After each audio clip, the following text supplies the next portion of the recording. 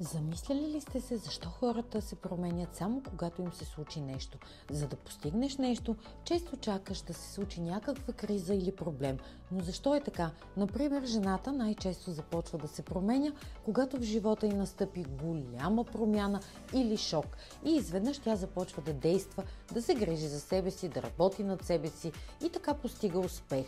Дори сега често жените се променят, когато разберат, че мъжът им има любовница. Тогава си мислят, трябва да стана по-добра, за да привлека вниманието му и обратното.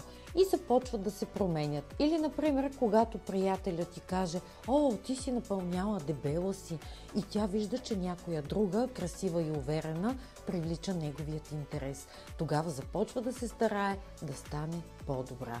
Но защо трябва да чакаш да се случи нещо лошо, за да промениш себе си? Защо просто не вземеш решение да станеш по-добра тук и сега? В крайна сметка, твоето щастие зависи от теб самата. Никой друг няма да го направи вместо теб. Не чакай да стане по-зле, за да започнеш. Просто вземи нещата в свои ръце.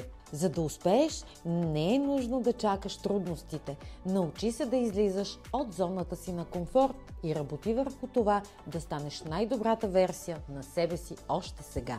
И между другото, стартирам онлайн вебинар по грим. Само 39 лева ще научиш как да се грижиш за кожата си, да правиш красив грим и да изглеждаш невероятно. Запиши се сега. Началото е скоро. Подробности за записване в линка в профила ми. Ще се радвам да ти помогна да откриеш красотата